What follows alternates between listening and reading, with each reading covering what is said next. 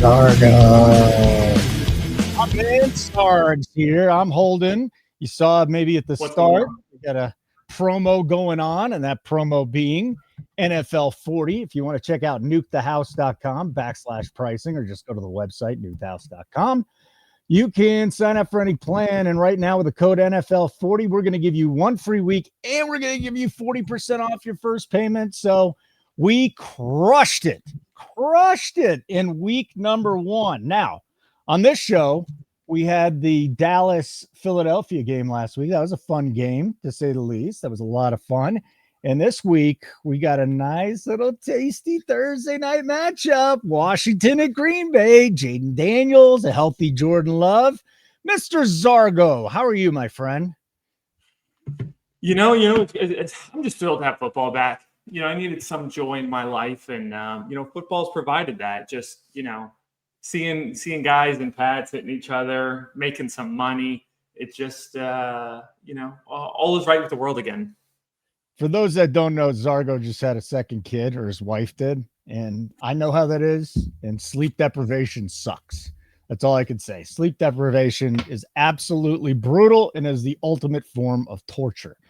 Anyways, we'll get into some player props. I will give you one of Keg's bets, pre-flop bets, but here's the numbers. BetMGM's down to 48. Okay, 48.5 just about everywhere. A couple of shops went from 47.5 total to 48.5. BetMGM sitting at a 48 if you wanted to go over. Caesars 48, and then the other big books are at 48.5 if you want to go under as we tape this on Wednesday morning. And then there's a ton of player props that we're going to get into. But Washington looked good. Ja'Cory Krosky-Merritt looked sensational, even though he wasn't out on the field more than a third of the plays. So we'll see if they build up some more snaps for him. And then on the other side, my God, Jordan Love just looked spectacular. Micah Parsons should be in there for more snaps. When he was in there, he was all over the field. Watched a lot of this game last week. So what are we thinking about this game with Washington 3.5-point dogs on the road, Zarks? This is a tough one. I mean, if this was, if this wasn't an isolated Thursday night game, I'd probably pass on talking about it and say, let's find something else, because this line, it's per usual, perfectly placed. Mm-hmm. Based on what we saw last week, both teams look good. Green Bay looked great the way they stuck it to Detroit. Washington, a little hard to say. I mean, they got an easy week 1 game against New York. They took care of them handedly. But, 3.5, that's always a scary number when it comes to laying it. I think Green Bay will win this game outright. But if we're talking at the spread, I probably lean towards Green Bay, but I wouldn't fault anyone for taking Washington. No. The thing that really gets me here is looking at both teams, the pass rush. Washington, terrible. It could get no pressure on Russell Wilson last week, which is really saying something. He got off 37 passes. Green Bay wasn't much better, as Goff went 31 for 39. So I think both QBs should have plenty of time to get some throws off. So with that, I really like Love's over on pass attempts. Pass attempts. Yeah. He went 16 for 22 last week. Uh-huh. And I think he should see, and that was with New York kind of getting after him. So with Green Bay, with what we saw for them last week, I definitely think he should be good. Because if you look at the numbers, 29.5 with heavy juice, 30.5 at even money at Caesars, 29.5 minus 27 at DraftKings. So you're going to pick that juice. That's still a fine bet, but I like the completions better at 18.5 completions. Okay. He completed 16 last week. I think he's going to get at least half a dozen more attempts. So I really like the over 18.5. Let me ask you something, because it's 19.5 now everywhere. It moved up. I see that. You can either, FanDuel's got it juiced up. I'm fine with 19.5. So you think Love's going to throw a lot? Yeah. And the other guy I'm looking at is Deebo Samuel. I was really excited to see how he would do in Washington, especially after they got the deal done with McLaurin. He looked awesome last week. He was getting all the targets. He was making all the catches. I think McLaurin, he should see more action than he did last week. But with Debo's sitting at 55.5 yards, you got to hammer it. So that's what I'm looking at this game. Yeah, and again, we're not going to sit here and give you a side and a total because neither one of us feel good about it. I really think that it is a tough game to cap from a side and a total. And here at Nuke the House, listen, we rarely, if ever, go into a game with a side and a total. The player props market is where we're still targeting, and we do that live better than anybody. And we will be broadcasting live at 8:10 right here on the Nuke the House channel, NTH Picks. If you're with our old channel, get out of that. Come on over to our new one. Subscribe. NTH Sports Picks. NTH Sports Picks. But, Debo, man, I must say, he's got something left. He's been injured a lot lately. There's no doubt about it. But over the last couple of years, but he is an explosive talent who runs great routes, seems to get open. And then not only that, how about the guy running the football? We'll see how much they utilize him running the football. But I'm just looking at the snaps here. He was out there for 54 of the 70 snaps. And nobody else was even close. Nobody else was even close. So I think that's good. He had quite a few targets as well. So I'm excited about Debo this week. I'm going to tell you on that play. Anything else kind of sticking out to you? What do you think of Krosky Merritt is my question. So here's what I'm concerned about. And I put my faith in Keg, so I already tailed him. But he was on the field for 31% of the snaps. And I just wonder if he can do that again on limited snaps against Washington this week, not New York and the Giants.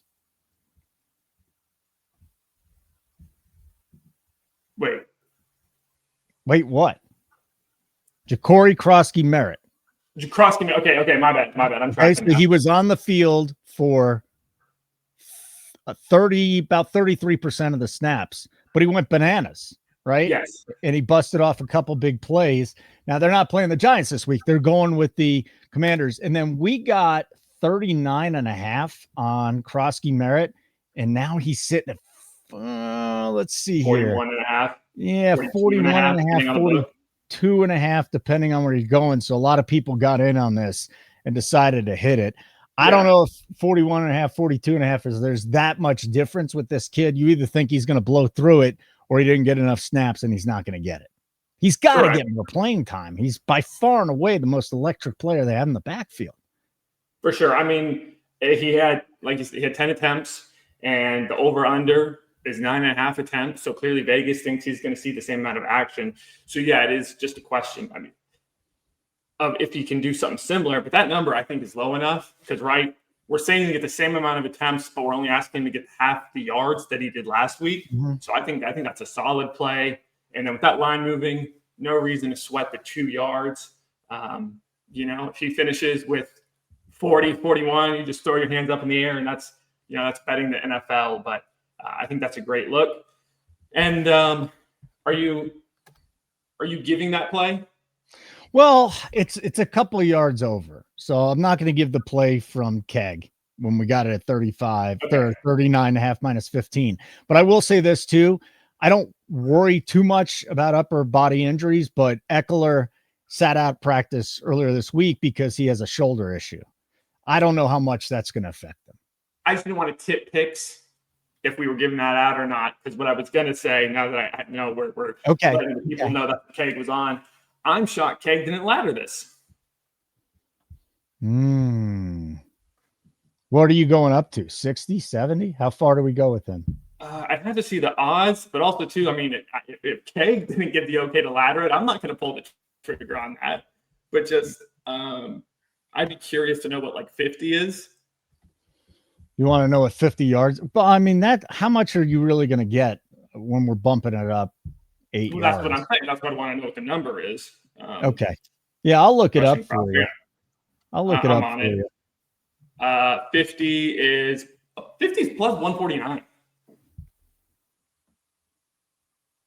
All right. That's not bad. You get a plus 150 maybe. 60 is 253. Now we're talking. Well, it's 70. They have 70 in them? 470. Now we're talking. 417. 417. We'll take that, man. 417 on Krosky Merritt. Again, I'm going to wait for Keg on this, and maybe we bet him live, but he looked absolutely electrifying. He looked like the best rookie running back. I mean, Henderson had some pretty nice bursts. RJ Harvey had a 50-yarder, but Krosky Merritt's going to have this backfield before long if he keeps doing this. And I mean, that's what the reports were at a training camp, was how electric this kid was. And I didn't want to, jump the gun on it because everyone looks good in training camp. Everyone looks good in preseason. But I mean, he came out and really showed it. He was spectacular. And then the last thing I wanted to talk about on the Green Bay side, Josh Jacobs scored a touchdown 9 straight games. That's a franchise record for the Packers. Now, the problem is minus 210 is not going to cut it. We're not going to bet that. I wonder if we can go 2 touchdowns for him. And I just haven't seen enough this season. We can say, oh, Washington has a nice run defense. We saw one game, and it was against the Giants. So I'm not too excited about betting 2 touchdowns for Jacobs, but you would think he's going to get 1. I don't even know if you could throw that in a parlay piece, though, at that price. Well, if you really wanted to, and if you wanted to be in on the side, because I do think Green Bay will win straight up. Mm-hmm. Packers money line, Jacobs anytime, get you plus 108. Okay, plus money. Okay. Yeah. That's something to at least think about. So you also wanted to talk about another game. And that would be the Denver Broncos and the Indianapolis Colts. Now, if you didn't watch the game, you're going to look at it and you're going to say, wow, the Denver defense, what was going on with them? Bo Nix turned the ball over deep in his own territory 2 times. He looked awful, by the way. He had a horrible first half, and then he held onto the ball too long, got sacked. But this Denver defense is as good as advertised. Now, they had a couple hiccups early, but again, Bo Nix put him in a bad position. Cam Ward, who I liked Cam Ward. I know he only threw for 112 yards. He didn't really run, but this kid, improvisation, and then hitting a couple out routes. He looked really good, but this Denver defense is just too good, man. And Daniel Jones, yes, great game. He was amazing against who'd they play in week 1? I can't even think off the top of my head. The Dolphins. So he was amazing against the Dolphins. Warren was terrific, the tight end, but this Broncos defense going to keep him in every single game. And right now, this is what concerns me, though. They're favorites on the road. This thing has moved to 2.5, depending on where you're shopping at. With that being said, we did see 3.5s last week. So there is some money coming in on Indy on the spread, 42.5 total. Yeah, I've been surprised. This line has moved the way I thought it would, and it was what I was waiting for. It's the reason I haven't placed too much money on it yet. If you are a box score hero and you looked at both these games, I'm sure the money was going to come down on Indy, and clearly it has as this line has moved. But if you actually watch both games, these teams are not what they seem to be. I mean, everything that could go wrong went wrong for Miami. They had a couple key injuries that made life easy on Indianapolis. One of the interceptions, Tua overthrew Tyreek, which I've never seen Tua do. And then the other interception, which gave Indy favorable field position. I mean, the defensive back just made an incredible play. So I'm not high on Miami, but that game was not as bad as the score would indicate. And their offense just wasn't clicking. I mean, they literally went out there and made Indianapolis look as good as they possibly could. And while I do like Indianapolis this year, and last week I even said I'm a little hesitant on Denver, kind of want to see what they're made of. You wrapped that all up perfectly. Again, that game similarly was not as bad as the score would have indicated. So I love Denver in the spot, getting nice. It's in Indy, we'll see if it's in the dome. It's basically a dome. Yeah. Right. I mean, it's either going to be perfect weather, so it doesn't matter, or it will be a dome. I just think this is the perfect spot for Denver to kind of come out. I think they're going to embarrass Indianapolis. And I think we will see what both these teams are really made of. And I think you absolutely hammer the Broncos and even consider some alt lines, because I think if you're just going to bet the side, though, I do wonder if you can wait a little bit since it already came down from 3.5 to 2.5. Do you think more money comes in and makes this line a little tighter? I'm hoping. I mean, it'd be great. I mean, right now, we've seen the money line sitting at minus 130. It'll be interesting to see how close to even that gets. But I mean, it's Denver by touchdown here. Wow. Now we do have a little bit of props that dropped, and I think this is really interesting. Cortland Sutton got 9 targets last week, 6 for 61, and they open up his line at 56.5. That is going to go up. I can just about guarantee you that is going to go up. Now, the Colts secondary, again, I don't know what we can take out of it last week. That was just a complete debacle by Tua in that offense. And I don't know where Tyreek Hill is anymore. They don't even have him on the field. Hasn't had a 30-plus yard reception since week 1 of last year. So I'm not sure what we can take away with the Colts. They kind of revamped their secondary. The Colts did. But at 56.5, and I have to look more into this today because it literally just dropped. I kind of feel like Cortland Sutton's an over. Yeah, absolutely. And the other thing too, right, is Fred and Tyler have given me crap for a couple of years now because I've been high on Daniel Jones, and I've said I think this guy's a good passer. He's had consistently one of the worst O lines in football, and so I do think he's a solid quarterback. But I mean, he did something last week that even Peyton Manning has never done in scoring on every drive. So he's good, but he's not that good. So I just see like everyone's going to be high off that performance. And I just think it's an absolute smash spot on Denver here. Yeah. So again, we're going to wait to see where that line is. This offseason, people will really say, oh, the Colts secondary, this is a very improved unit. It'll be a test this week. It'll be a test. And then the other thing we always have to look at with Bo Nix, and we didn't see him run that much last week, is his rushing yards. And they're set at 18.5 on BetMGM. So Bo Nix is a guy we always have to look at in the props market for rushing. He won us a lot of money last year, laddering his rushing yards. The question is, how much does he go out and do that? He did run 8 times last week.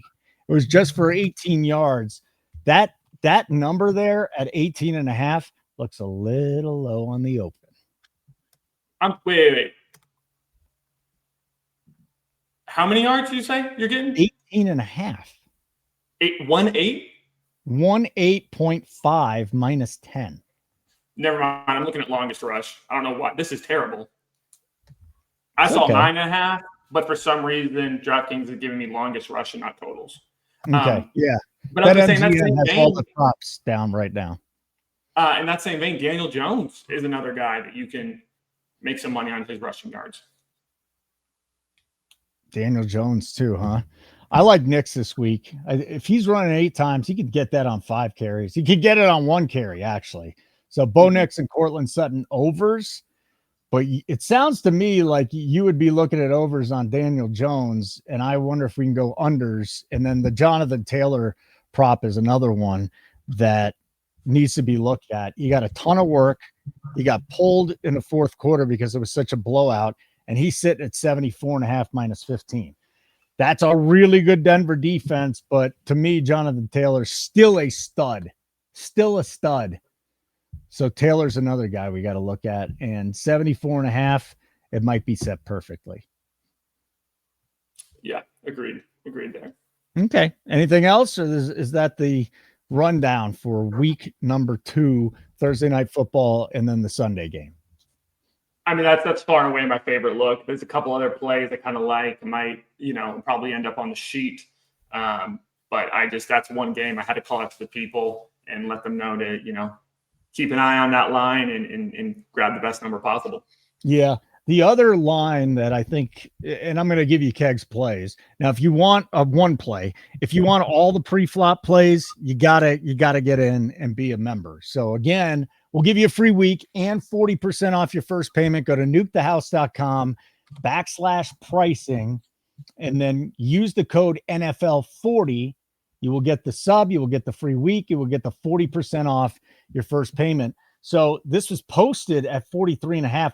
I'm seeing Bet Rivers, they just dropped this to 42.5. So this dropped a yard at one book, and then it went up a yard at it went up 2 yards at DraftKings. So today people are hitting the over there.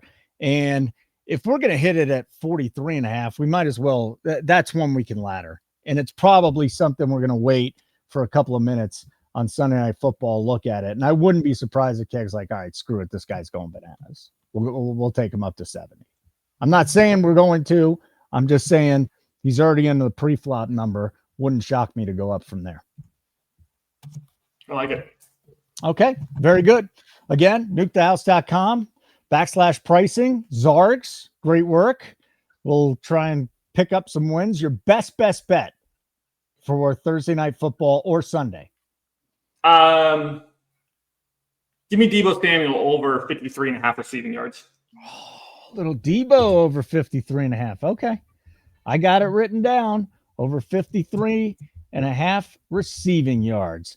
Zargs, always good to be with you, buddy. Make sure you like this video and NTH Sports Picks.